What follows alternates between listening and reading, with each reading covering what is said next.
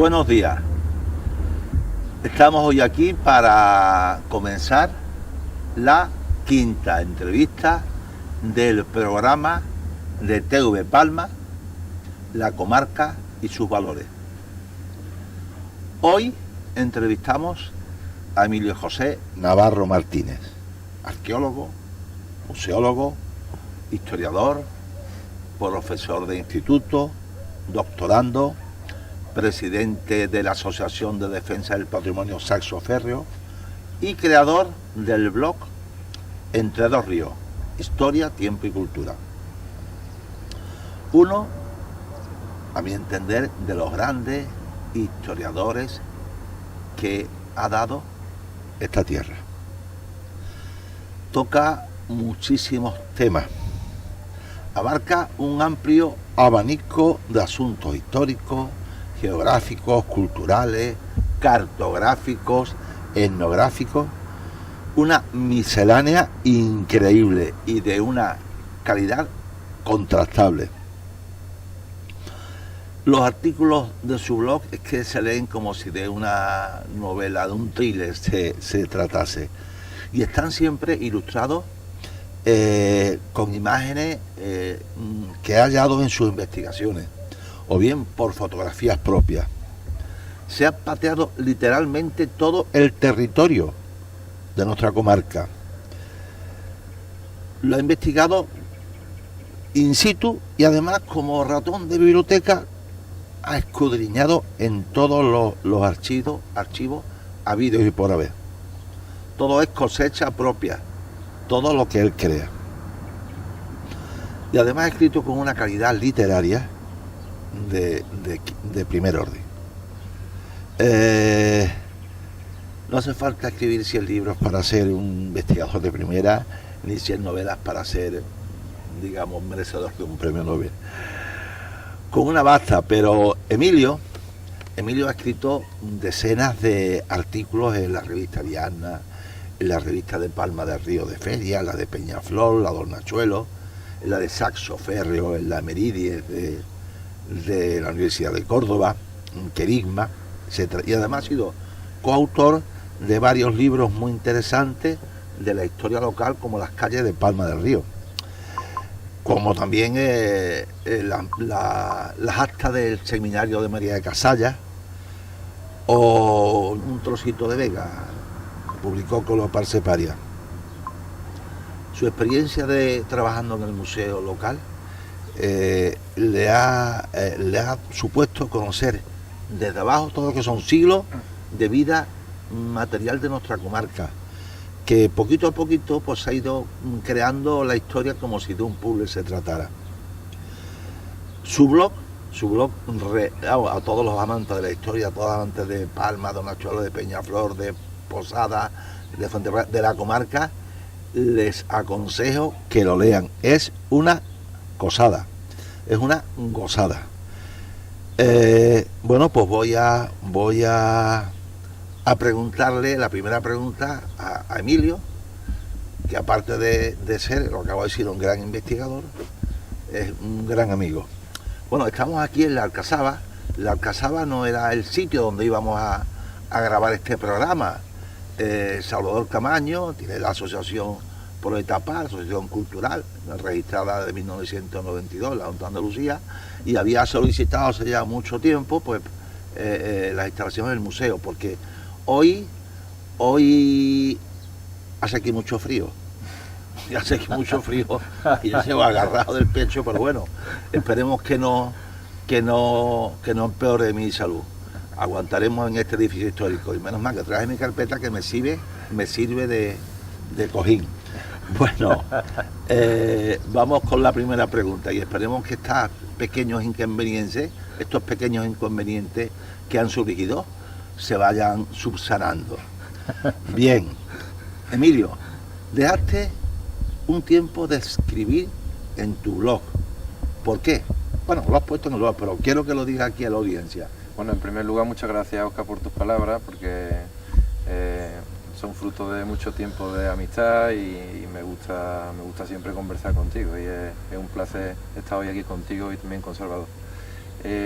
Pues sobre el tema del blog, pues la verdad que la primera pregunta baja a un tema fuerte, porque es un proyecto que hice hace tiempo, como una especie de cuaderno de campo del historiador, en el que voy poniendo pequeñas cosas que te van apareciendo en tus investigaciones y cosas que a lo mejor no tenían nada que ver lo que es el tema de mi investigación, pero bueno, lo voy comunicando para que la gente lo tenga sin ningún tipo de finalidad, simplemente para que la gente conozca esos pequeños detalles de la historia de Palma y de la comarca que nos rodea.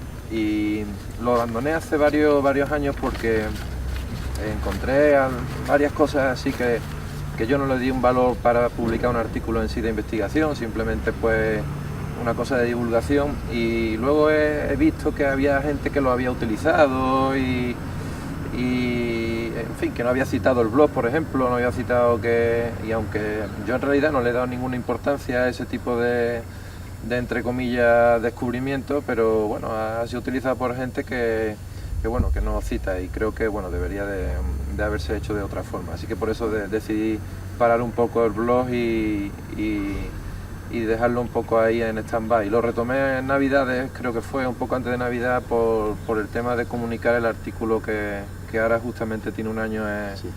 de la revista Meridies de la Universidad de Córdoba, donde pongo en conocimiento de la comunidad científica y del mundo en general 3 nuevas fortalezas. Eso lo vamos a ver ahora, de modo que no te adelante. Sí, lo que dice Emilio, claro, se siente un poco molesto, porque si no son gente no profana en la materia, sino que son investigadores que saben que siempre se tienen que citar la fuente, la autoría. Además eso también engrandece a quien digamos que toma esos datos, porque se ve que conoce la fuente donde. Por eso es importante cuando escribes algo en historia, citar toda la bibliografía, citar a la gente que está ahí. Bueno, pues yo comprendo que te molestases, pero por favor, Emilio, este blog de tanta calidad, que ya dije al principio, es una cosa de leerlo. Ayer por la tarde y esta mañana, me levanté a las 6, leí casi todos los artículos en 8 o 10 horas y disfruté muchísimo. Que bueno, ya para cerrar este tema, antes de que nos dé aquí un pasmo, ¿qué le dirías tú a estos entrecomillados ladrones del trabajo ajeno, que son más o menos profesionales? Un profano no, porque muchachos no tienen ni idea. A esta gente que han cogido tus investigaciones, tu trabajo y lo han puesto como suyo, ¿qué le dirías? Bueno, simplemente que bueno, es de ética profesional dentro del mundo de la historia y de la investigación científica en general, la cita de las fuentes, ¿no? Creo que es de justicia no solo para el investigador o el trabajador de la historia, que somos muchos. Yo, si alguna vez he cometido ese error, pues que me disculpen, pues nos puede pasar a cualquiera, pero de manera siempre involuntaria. Pero desde el punto de vista voluntario, utilizar la fuente inédita que cita alguien y tú luego no citaras, pues un poco, digamos, de falta de rigor profesional. Y creo que es importante que los historiadores, los profesionales de la cultura, pues tengamos con nosotros mismos un poco de compañerismo, de respeto, ética. De ética, de respeto, y claro, bueno, es simplemente eso, pero bueno, no queda. Hasta solamente habría que decirlo para que sirva a todos aquellos que hacen esto que no está bien y que no le ocurre no a ti, sino a otra gente, que sepan que el trabajo ajeno, por lo menos nombrarlo, bueno, porque el trabajo que tú haces para que lo conozcan. Claro. Toda la zona esta gran comarca que va desde Almodóvar hasta Peñaflor, para que lo conozcan, pero que siempre que sepan el trabajo que además es un trabajo que ni se cobra, que ni se paga. Sí. Lo mismo que estos programas, esto es una asociación cultural que no cobra nada, que cómo va a cobrar si esto es sin ánimo de lucro. Lo mismo que nosotros lo hacemos porque tenemos pasión por la historia, queremos nuestro pueblo, nuestra comarca, nuestra gente, y estamos pues intentando poner nuestro grano de arena para hacer un pueblo con más conocimiento, con más bienestar y con más saber. Claro. Bueno, otra pregunta ya empezamos en tus investigaciones. Castillos y fortalezas del Valle Medio del Guadalquivir. Guía de Patrimonio Fortificado, Emilio J. Navarro Martínez. Editorial Séneca, 2015. Este es su primer libro que escribió él, que llevaba ya investigando muchísimos años. Desgraciadamente, bueno, habrá que hacer otra edición. Creo que se editaron unos 500, se acabaron, siguen pidiéndolos, pero claro, como su investigación sigue, tiene que añadir más castillos y mejorar, porque él no para de investigar en el tema de patrimonio fortificado, desde Almodóvar hasta Lora, pasando por los Nachuelos, Posadas, Las Navas, Peñaflor y algún otro pueblo más. Quiere hacer una versión nueva. Que lo que te quería yo decir, ¿qué supuso para ti la edición de este libro? Este libro, por cierto, se presentó en 10 o 12, en todos los pueblos donde había castillos aquí nombrados se presentaron, más en la facultad de Córdoba, que lo presentó el profesor doctor Ricardo Córdoba de la Llave, que es tu director de tesis. Sí, efectivamente. Bueno, ¿qué supuso para ti? Pues en primer lugar fue un trabajo muy ilusionante y bonito en el que tú también tuviste que ver como editor de esta obra, y fue la puesta en común y en conocimiento de un trabajo que tenía unos 5 años, porque esto fue la tesina, el fruto de mi tesina, o lo que se llama hoy día diploma de estudios avanzados, que es el fin del doctorado, y supone pues un punto de inicio para el conocimiento de lo que tú has comentado, de la comarca desde el punto de vista histórico. Yo hago ahí una evolución histórica del territorio, aunque finalmente me centro en la época medieval, y es la puesta en común y conocimiento de un montón de fortalezas, de castillos, de patrimonio que tenemos dispersos y que mucha gente no conoce. Muchas veces conocemos monumentos de sitios muy lejanos, pero cosas que tenemos cerca no las conocemos, y mi idea era hacer eso, una guía en común de todo el patrimonio que nosotros conocemos, o que nosotros tenemos a nuestro alrededor. El origen de este proyecto pues fue hace unos 15 o 20 años, cuando un día, paseando por la zona del Retortillo, me comentó mi padre, dice, pues allí arriba hay un castillo. Y le dije, ¿cómo va a haber ahí arriba un castillo? Que sí que hay un castillo allí abandonado.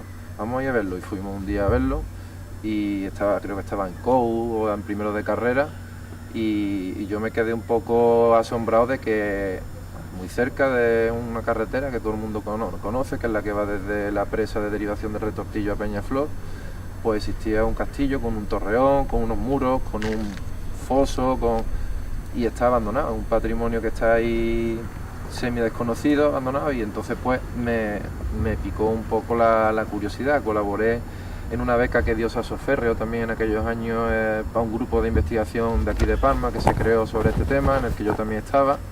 Aquello no salió para adelante, pero yo seguí investigando. Y luego entré en el doctorado y hice la tesina, o el diploma de estudios avanzados. Y un día hablando contigo me dijiste, ¿por qué no publicamos el libro? Digo, bueno, pues me lo voy a pensar. Yo hice un borrador, le gustó a Óscar el proyecto, y lo pulí, hice la planimetría, la fotografía, seleccioné la fotografía, y lo publicamos, creo que fue en febrero de 2015, o sea que tiene unos 8 años ya el libro. El libro ha tenido, como tú dices, un recorrido bastante amplio, y la verdad es que muy bien, en general muy bien. El libro hoy día está agotado, mucha gente lo pide. Yo lo tengo en casa, tengo 2 ejemplares como mucho, o sea que bueno, habría que, como tú dices, a lo mejor hacer una reedición, pero sí, habría que ampliar y tal, y eso ahora mismo es más trabajo, así que ahora mismo lo tenemos. Pero que habrá que hacerlo en su momento. Posiblemente. Y ahora, en relación a lo que dijiste hace un momento, digo, déjalo, que vamos a seguir. En relación, que está en relación con lo que hemos dicho, la ampliación. Y con lo que has comentado de los últimos castillos, que es la última entrada del blog Entre Dos Ríos, que se llama Castillos Olvidados del Parque Natural Sierra de Hornachuelo, que ha encontrado 3 nuevos castillos. Esto tiene una problemática y una historia larga, algo complicado. Quiero que lo que lo hablemos entre los dos, porque también yo he sido, digamos, partícipe de esa problemática que se ha creado. Yo voy a nombrar nada más esos 3 castillos, en los que eran inalcanzables llegar, inexpugnables, estaban totalmente prohibidos. Y están ahí en el Cerro Nachuelo, están detrás del pantano del Retortillo, en aquellos montes que se ven. Importantísimo. El castillo del Comendador, el castillo de Comares y una fortaleza y se llama y la torre de Casa Fuerte. Todo esto lo descubre en un principio Emilio, porque es un aficionado y es un enamorado de los planos antiguos, los mapas históricos, y lo descubre. ¿Qué es lo que tienes que decir? Pues efectivamente, como tú dices, Óscar, me acuerdo que hace poco después de haber publicado este libro, el de Guía de Patrimonio Fortificado, me invitaron a la presentación del Centro de Interpretación de las Nuevas Poblaciones en La Carlota. Y fui a la inauguración porque conozco a Francisco Javier Trister, que es uno de los de esa asociación que montó ese ecomuseo. Y paseando por allí, pues me fijé en un plano que había antiguo, pone Nuevas Poblaciones de Sierra Morena. Yo conocía una versión en blanco y negro de ese plano por la cartografía histórica de Andalucía, pero no la había visto nunca en color. Y me fijé y miré la Sierra de Nachuelo y digo, uy, aquí pone Castillo del Comendador, Castillo de Comares. Digo, estos no me suenan a mí de nada. Hablé con Francisco Javier Trister y digo, oye, Trister, ¿esto qué es? ¿Este plano? Dice, este plano lo hemos pedido al Instituto Cartográfico del Ejército. Y tenemos la copia, te la voy a pasar, pasó la copia, pero claro, no se veía en condiciones la Sierra de Nachuelo. Lo pedí al Instituto Cartográfico del Ejército, pagué un canon, te mandan una copia, una resolución brutal de 200 megas, y ampliando vi que eso aparecía en la zona de lo que yo situaba cercanía de Retortillo, Castillo del Comendador y Comares. Ya me puso eso en la pista. Y buscando más planimetría posterior hay una planimetría que se llama las minutas cartográficas, que fue como los borradores que hicieron los primeros cartógrafos a finales del siglo XIX del primer mapa topográfico que se hizo en España, que es el primer mapa científico verdaderamente desde el punto de vista topográfico. Y en ese mapa pues aparecen también el Castillo del Comendador y Comares. Luego en el primer mapa topográfico esa información desaparece, o sea que ese apunte que hacen los topógrafos, que de verdad se pateaban el terreno, no como hoy que se trabaja mucho por satélite, pues ya notaron ahí que había una ruina. Claro, ya me puse a investigar, situé los sitios hoy día por las cotas cartográficas y por fotos aéreas pues localicé las ruinas, lo que se veía posiblemente una ruina. ¿Qué hicimos? Que además venías tú ese día, pues nos presentamos en la puerta de la finca del Pantano del Águila, pedimos permiso que debíamos hacer para entrar, nos dieron amablemente el teléfono de la persona, estuvimos hablando con ellos, mandamos cartas, hablamos con Delegación de Cultura, en aquel momento era Alejandro Ibáñez el arqueólogo provincial, hoy tristemente desaparecido. Y finalmente pues no hubo forma de entrar. Yo conseguí fotos aéreas en detalle porque conozco un amigo mío, es instructor de vuelo y pasaba a veces por allí, he hecho fotografías en detalle de los monumentos, o sea que ya tenía toda la fotografía y toda la documentación. Me faltaba visitarlo. ¿Qué ocurrió? Pues yo me habían ofrecido colaborar en la revista de la Universidad de Córdoba y el 28 de mayo de 2021, muy temprano, por la mañana temprano, pues me decidí a por el dominio público hidráulico del Pantano del Retortillo, que es una zona de libre tránsito, que va ahí por todos los ríos, pues subí río arriba hasta que estuve justo enfrente del único que quedaba cerca de un arroyo, que en este caso es el del Comendador, que es quizás el más grande. Lo visité rápidamente, eché 4 fotografías, como las fotografías que podemos echar aquí hoy mismo, porque es un monumento igual que este, que es un castillo. Y me fui, porque además hacía calor y todo eso, y me fui. Publiqué el artículo, posteriormente tuvo su repercusión en prensa y hoy día pues son 3 nuevos BIC, bien de interés cultural, porque al ser recinto fortificado, pues desde una ley de 1949 son automáticamente bien de interés cultural. Sin embargo, pues no se puede acceder por la problemática que hay en la Sierra de Nachuelo. La problemática es que están en la finca del Águila. la finca del Águila de la familia Marc, los dueños de la banca Marc, han estado muy unidos al régimen anterior, apoyaron el golpe del general Franco, compraron el Dragón Rapide para todas las historias estas. ¿Qué es lo que pasa? Pues que tienen mucha fuerza y no dejaban. De hecho nos dijo, no sé si fue un guarda que nos dijo, la señora dice que mientras ella viva aquí no entra nadie, ¿no? Hemos ido porque es que por ley nos tienen que dejar entrar, al ser bien de interés cultural. Y yo me pregunto, ¿para qué se hace una ley que automáticamente convierte a todos los castillos en BIC una vez que la has visto? Y después no se puede aplicar, en este caso concreto. Esto y a la vez me surge otra pregunta. ¿Somos todos los españoles iguales ante la ley, como dice la Constitución? Bueno, eso son las autoridades administrativas quienes tienen que hacerlo. Yo también recientemente contacté con Delegación de Cultura sobre este tema y son ellos los que están trabajando en esto. Yo sigo teniendo esperanza en el que las autoridades administrativas, en este caso de la Junta de Andalucía, que son los que tienen la competencia de patrimonio, pues hagan las gestiones y hagan el trabajo para poder entrar allí y investigarlo un poco en condiciones de que es fotografía, un poco de planimetría, y yo espero que sí, que dé resultados, pero si no da resultados pues tendremos que seguir trabajando y dando en conocimiento que no en todos los sitios se puede acceder. No se puede grabar lo mismo aquí que en ese castillo, no son los mismos este castillo que tenemos aquí que el castillo de Palma, que es accesible, libre para cualquier persona, que otros sitios que tienen el mismo interés histórico, pero que están cerrados, están vedados o están, digamos, no accesibles a lo que es el público en general. Bueno, pues vamos a tocar otro de los temas que tú llevas trabajando, por ejemplo, el seminario de María de Casalla, que se inició en Hornachuelos el primero. Sí. Ahí esto es otro hito más en conocer la historia desconocida de esta zona, de los Casallas, que eran unos judíos conversos aquí que estaban trabajando de hombres de confianza de los portocarreros.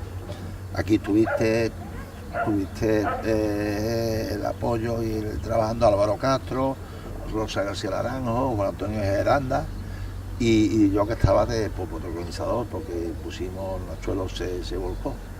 ¿Qué nos tienes que decir de...?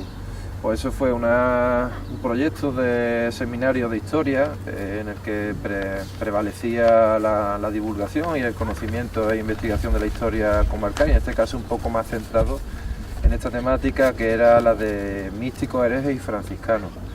Fue una etapa que fue bastante bonita, ilusionante, en el que se comunicaron muchos trabajos, en este caso por ejemplo también el tema de los Casallas, que Álvaro Castro fue, digamos, el máximo investigador, siguió en esa línea con el tema de María de Casalla, con los Casallas precisamente, que fueron contadores de los portocarreros, que está aquí cerca del palacio, y se organizaron, creo que fueron 4 seminarios. El primero fueron en Hornachuelos, luego también hubo 3 en Palma, y fue una época de comienzos, ¿no? de la organización de lo que son proyectos de divulgación y de investigación histórica. Aquella etapa fue muy bonita, dio sus resultados, salieron publicaciones, terminó, y hoy día estamos en otra etapa, que son por ejemplo las jornadas de patrimonio, que ya el año pasado fueron las primeras y este año van a ser la segunda, ahora el 10 de febrero, el 23 de marzo creo que es, y 27 de abril. Y es como una evolución, pero ya abierto al tema del patrimonio, no solo a la historia. Puntualizar que el escritor castellano Miguel Delibes escribió, basado en hechos reales, la novela El hereje, que era tío de María de Casalla Palmeña, fue una pensadora muy unida a la realeza, que por eso no la quemaron, y hablan de la ruta de la Inquisición, porque hubo ahí quemaron a muchos herejes, y claro, y se habla, y mucha gente al leer la novela no sabe que ese Pedro de Casalla era, ¿no? Pedro de Casalla era también oriundo de Palma de Río, de esa familia de judíos conversos. Uh-huh. Sí. que te pones a hilar y salen muchísimas cosas. Y ahora otra cosa, porque claro, como estuve leyéndolo, es que y tocas tantos temas interesantes y siempre ilustrado con fotografías, con mapas. Bueno, por cierto, el mapa que ha hablado de nuevas poblaciones que compraste en el servicio cartográfico del ejército, él nos lo dio y ahora lo pueden ver ustedes en tamaño grande en el Centro de Interpretación Cultural de Hornachuelos, La Posada. Está en la sala dedicada a los monjes Basilio del Tardón, nada más entrar aquí a mano izquierda y ahí verán los castillos, Comar, el Comendador y Casa Fuerte y otros nombres más, nombres de lo que dejan la huella histórica.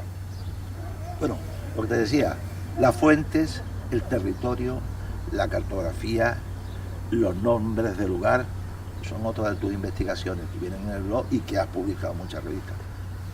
Algo por encima de eso. Sí, el tema de la evolución histórica del territorio me interesa muchísimo. Yo en realidad, aunque digamos la punta de lanza de las investigaciones son los castillos y las fortalezas, pero no lo tomo como en sí digamos el estudio profundo del monumento, sino lo que le rodea. Digamos que es una evolución de todo el contexto y ahí pues entra el tema de los caminos, los ríos, las vías de comunicación y en los últimos años pues aprovechando que me gusta mucho el tema del territorio, los paisajes, la geografía, el campo, la naturaleza, pues también me dediqué a buscar fuentes de manantiales de agua, pues fuentes y lagunas también.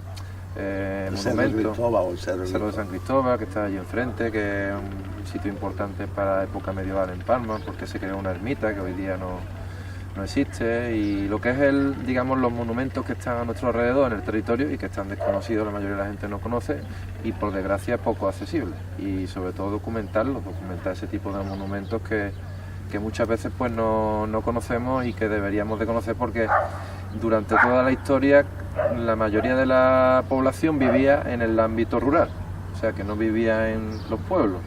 La mayoría de la población históricamente vivía disperso por el territorio y si renunciamos a ese tipo de monumentos, a ese tipo de huella histórica, pues estamos renunciando también a parte de nuestro pasado, porque por ejemplo aquí en Palma pues habría un 15% de la población total del territorio. Claro, la mayoría de la gente pues vivía disperso en casas, en cortijos, en villas romanas, en alquerías musulmanas, o en cortijos ya medievales, o en chozas, etcétera, etcétera. Incluso en cuevas, como algún ermitaño que hay por ahí casi desconocido en el Retortillo. Efectivamente. Una cueva de ermitaño que hay en el Retortillo que también pude documentar una de ellas, que fue muy curiosa porque Rafael Nieto me pasó tristemente desaparecido, me pasó una mención, pues sabía que yo estaba empezando a interesarme por estos temas y la busqué por San Luis del Monte, un convento que hay también en el Retortillo, que es otra pena, está abandonado. No encontré esa cueva y un día de casualidad, paseando por el río Retortillo a 3-4 kilómetros de casco urbano de Palma, pues encontré un abrigo donde tenía pinta de que es un eremitorio, y allí pues vivió un ermitaño porque tiene su hornacina, donde seguramente tenía algún tipo de santo, unas cuevas por detrás. Están en el término municipal de Peñaflor, pero están limítrofes con Palma de Río. Estupendo. Y ahora otra pregunta. Bueno, historia o literatura, o historia y literatura.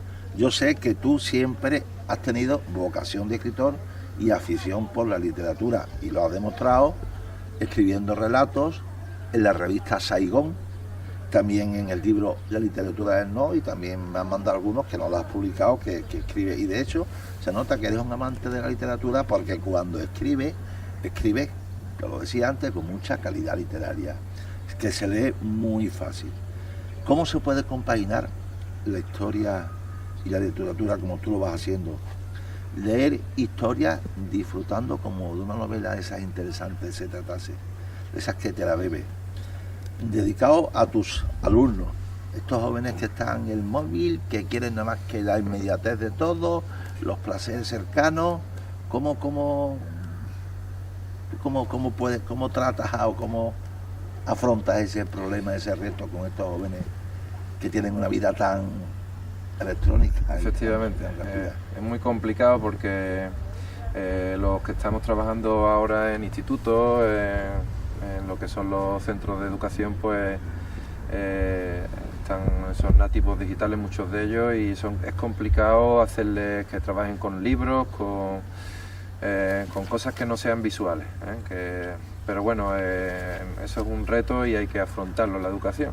El tema de la historia y la literatura, yo como ha citado Izar en su día, hace ya casi más de 20 años, algunos relatos y algunas cosillas. En los últimos tiempos pues he trabajado más con historia. Me gusta la literatura, leo cuando puedo, y nunca le he perdido la pista. Es verdad que siempre hay un debate, ¿no?, entre los historiadores, porque nos cuesta comunicar o divulgar la historia. Incluso muchas veces quien divulga la historia son periodistas o son veterinarios o médicos que hacen novelas históricas, y los historiadores estamos un poco más centrados siempre en la investigación pura y dura y no divulgamos. Eso es un reto que también tenemos que hacer los historiadores, y quizá la novela histórica pues es una salida a eso. Escribir con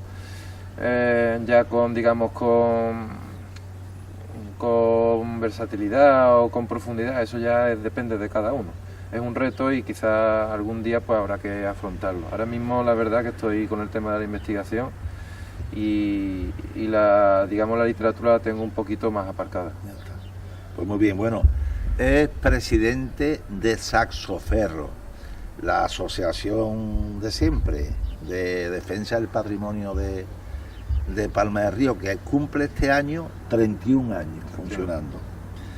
Te pregunto, y brevemente, porque ya nos estamos pasando el tiempo, ¿qué objetivo ha cumplido Saxoferro y cuáles son sus asignaturas pendientes a tu criterio? Pues Saxoferro tiene una amplia trayectoria. Yo entré en Saxoferro hace unos 15 años aproximadamente, o casi 20, y actualmente soy presidente. Saxoferro ha sido un actor importante de lo que es la cultura de Palma del Río en los últimos 30 años. Hizo mucho por lo que es la recuperación del entorno precisamente donde estamos nosotros, la muralla, el Palacio Portocarrero, Santa Clara, todo esto, todo el conjunto histórico siempre ha estado ahí, ¿no? Hombre, siempre el principal motor son las administraciones, ¿no? Pero como asociación pues siempre es importante que haya grupos ahí detrás, y en este caso este grupo ha sido importante. Hoy día pues la asociación pues sigue estando presente, seguimos haciendo actividades, seguimos intentando pues participar en lo que son los temas de patrimonio. En este caso, como ya te he comentado, ahora este año tenemos otra vez las jornadas de patrimonio y sociedad. Seguimos trabajando en temas como por ejemplo la recuperación del entorno de la Fuente de Belén, junto con Grama. Hacemos proyectos en este caso de divulgación, como el que nos han dado el premio de educación de Rosa Regás, que se lo han dado al libro de Rosa María García Naranjo sobre la voz de nuestras antepasadas, que tiene una divulgación histórica en los institutos. Así que bueno, dentro de lo que es nuestras posibilidades, pues trabajamos lo que podemos en estos temas desde un punto de vista altruista y sin ningún ánimo de lucro. Así que pues dentro de nuestros esfuerzos pues hacemos lo que podemos. Pues muy bien. Ya terminando, te voy a nombrar una frase, una palabra, y tú brevemente lo explicas. Vale. Y ya terminamos. Que gracias a Dios ha salido el sol y ya ese frío terrible lo estamos ya pasando. Bien, año Palma del Río, año 799 de nuestra era. Pues es la primera mención de Palma del Río. Siempre se habló de Aulio Cornelio Palma, luego eso está en debate histórico. La primera mención clara siempre ha sido lo del año 855, cuando se recoge el cuerpo de un mártir de Córdoba. San Luis Se recoge ahí en el Guadalquivir. Pues lo mataron en Córdoba, lo echaron al río, en fin. Al contactar precisamente en la redacción de este libro, contacté con un arabista que tenía un proyecto de investigación, y le pedí si tenía fuentes históricas de la comarca, y me comentó que sí, que había una fuente histórica muy curiosa en el que habla de Balma, de la batalla de Balma, del año 799, que esta batalla estaba en el contexto de las guerras civiles entre el emir de Córdoba, Alaquén, y su tío. O sea, la herencia le había pasado a Alaquén, pero un hermano de su padre quería quitarle el trono. Y este hermano, que se llamaba Suleimán, hizo una cabalgada y atacó Écija, y entre Écija y Palma lo atacaron las tropas del emir Alaquén. Y hubo una refriega, una batalla importante, perdió Suleimán, y ahí se habla que esa batalla fue en las cercanías de Balma, del Ins de Balma. Que es la primera vez que aparece Balma en la historia. 799 claramente. Ajá. Hay por ahí algunas sospechas, pero claramente es 799, por lo que son 50 años antes de lo de mártir San Luis.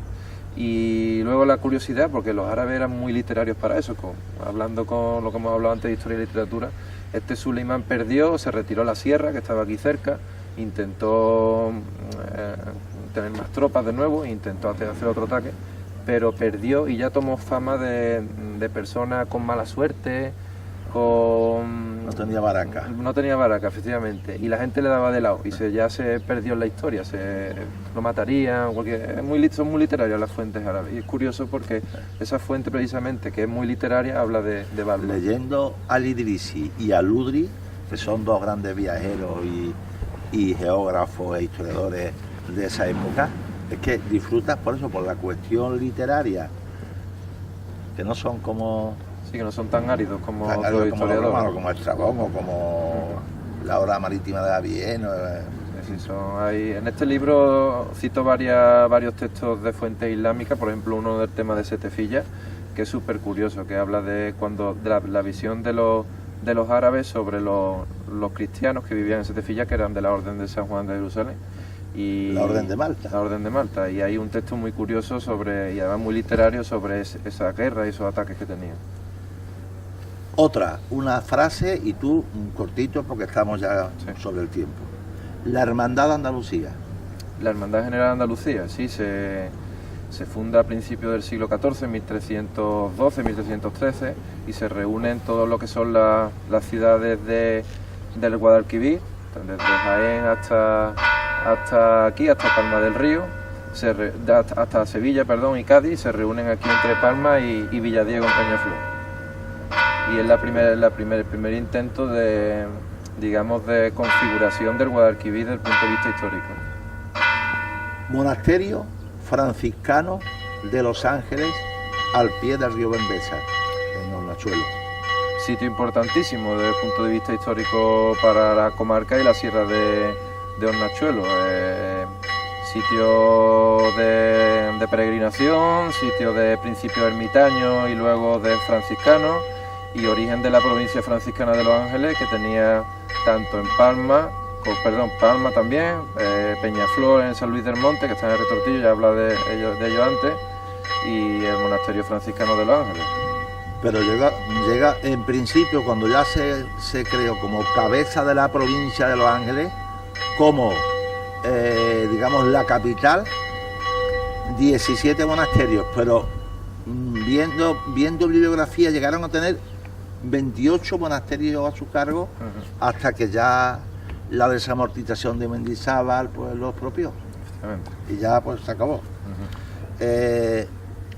Celti, lugar romano que hoy es Peñaflor. Celti, de donde tanto mi esposa como la tuya proceden de allí. Tenemos también mucho amor a Celti. Celti es la gran ciudad de nuestros alrededores, además con un nombre muy curioso, porque tiene una raíz celta, con lo que nos deja entrever de que las influencias de la meseta y del mundo celtíbero llegaban hasta el valle de Guadalquivir, y es un territorio grandísimo que tenía como capital la actual Peñaflor, y es una asignatura pendiente de Peñaflor, pues poner en valor esa ciudad que está en el mismo pueblo, con un potencial grandísimo, con una vía férrea y una estación de tren que puede traer viajeros de todo el Guadalquivir, y un yacimiento brutal que está en el mismo pueblo y está casi sin investigar y sin poner en valor. El complejo de Fligrinae del Mohino, alfares que se dedicaban a crear ánforas ánforas para transportar sobre todo el aceite o el trigo. ¿Qué tienes que decir? Pues Porque había un proyecto ahí interesantísimo que estuve, bueno, Iván González Tobar dio una conferencia allí en un otro, lo otro aquí, bueno, es que, bueno, iba a hablar de lo de el trozo de cerámica con texto Virgilio que dio la vuelta al mundo, pero eso lo dejamos para otro día. ¿Qué opinas tú de qué se tendría que hacer ahí? Pues ese alfare es uno de los mayores alfares del Guadalquivir, y estamos hablando de una zona que entre Écija, Palma del Río y Palma del Río, Córdoba y Sevilla había una cantidad de alfares de época romana impresionante, una de las primeras concentraciones industriales importantes de la historia. Y es una asignatura pendiente también del patrimonio palmeño, porque en nuestro ámbito tenemos un montón de yacimientos arqueológicos, en este caso alfares romanos, uno de los más importantes del Moíno, que lo excavó Iván González Tobar, y es una pena que no se haya puesto en valor ese sitio, ese o el que tenemos en el Pisón, que está a las espaldas de lo que es conocido por la Alameda del Suizo, o la zona de Belén, que también tenía su alfar, que es el nombre de la asociación nuestra. O sea que en tamaño y en alfares el mayor es el Moíno. La asignatura pendiente de la administración competente ponerlo en valor, que sería ahora mismo sería un recurso, sería un producto turístico además importantísimo para toda la comarca del Guadalquivir. Segida Augurina, y yo añado, la Gran Olvidada. Efectivamente, la Gran Olvidada, porque es la primera ciudad de nuestro territorio, la primera ciudad de Palma, y bueno, es unas ruinas grandes que han sufrido daño y expolio por el tema de la roturación agrícola, y no ha sido nunca, apenas prácticamente se hizo un par de catas, se excavó, pero no se ha trabajado mucho, y bueno, el mismo nombre aparece en la fuente romana, el mismo nombre Seguida Augurina también tiene una raíz en conexión con Celti, una raíz celtíbera también, y hace unos años pues comunicamos que existían restos aún. Nosotros cuando subimos allí en aquello, había como murallas, había unos sillares muy grandes, ciclópeos que se llaman, unos sillares grandes, parece una muralla o algún edificio en lo que es la bajada de lo que es la bajada del cerro y en el arroyo, pero no se ha puesto en valor. Aquello se podía comprar y empezar a excavar y hacer convenios con universidades españolas y extranjeras para que vengan en verano 50, 60 alumnos. Hombre, porque nuestro pasado romano está casi perdido, y ahí, por lo que vimos, ahí pueden salir muchas cosas interesantísimas, y sería un atractivo más para Palma de Río, aparte de... Claro, además está en una zona que es el fin del camino de las huertas, de los pagos de huertas, de allí, de Pedro Díaz, de la Graja, se llega allí a lo que se llama la Serrezuela, y en esa ladera, que es la palabra que antes no me salía, esa ladera, aparecen esos sillares ciclópeos, esos grandes sillares que dan a entender que allí hay o una muralla o un edificio de gran tamaño. Así que se podría hacer, claro, algún tipo de campo de trabajo, de investigación, e integrar eso en una ruta que diera a conocer un paisaje histórico palmeño importantísimo, que es el de los pagos de huerta, de la Barqueta, Pedro Díaz y la Graja. Los pagos de huerta, yo creo que eso es etnográfico, antropológico, único que tiene Palma. Yo me acuerdo cuando leí un libro del siglo XVIII y XIX, vinieron muchos viajeros románticos, no me acuerdo cómo era el nombre, y decía que cuando vino aquí a Palma de Río vio muchas huertas de naranjo ante muchos palmitares, pero cuando llegó a Palma, al Genil dijo: solamente he visto norias de tal tamaño, de tal calidad en el Genil de Palma de Río, solamente las he visto iguales en Al-Fayum, en Egipto. Interesantísimo. Y los pagos de huerta están ahí, y había ya que empezar a hacer ruta por los pagos de huerta y Genil, por aquel lado, y hacer algunas pasarelas para que se pase de Malospiés y de el Carrascalillo al Pimental, a la Barqueta, porque es que es muy atractivo. A mí me gusta pasear entre naranjos, además que es una gozada, y están las casas, está la gente como vivía hace mucho tiempo. Ya estamos terminando un par de cosas más. Batalla del Arquito Quemado, que tiene mucha resonancia en Palma. Pues una batalla legendaria y con cierta,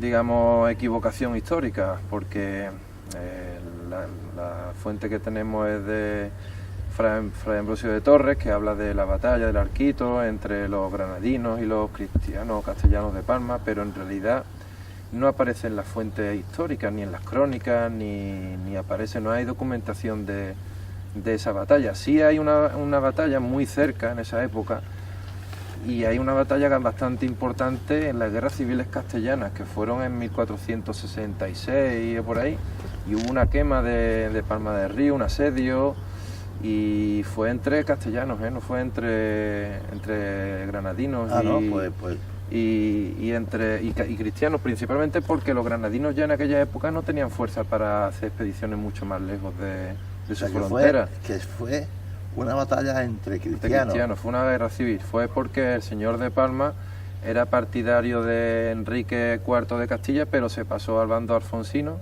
y Enrique IV, pues los partidarios de Enrique IV en Andalucía, que era el Marqués de Cabra, de Priego, no me acuerdo quién era, atacan Palma y queman las puertas, hay un destrozo importante. El último ataque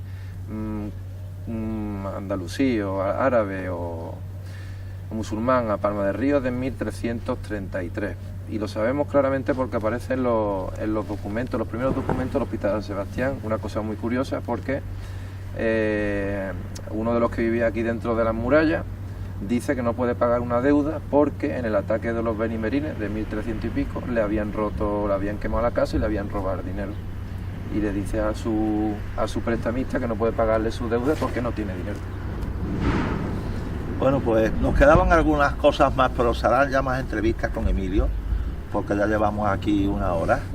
Que nada, pues muchas gracias, Emilio, muchas gracias a Salvador, y tienes que explicar, Salvador, a quien competa, que tu asociación cultural del 92 está inscrita en el registro de Andalucía de las asociaciones culturales, que sin ánimo de lucro, que aquí no cobramos nadie nada, que tú no haces publicidad, no ganas nada, y que los edificios públicos siempre no los han para este tipo de cosas, como si viera un influencer o un Instagramer y a todos los edificios y hace publicidad. Ese sí cobra, pero vamos, hemos pasado mucho frío. Ahora tengo ganas ya de llegar a mi casa y tomarme un frenador, a ver si me recupero.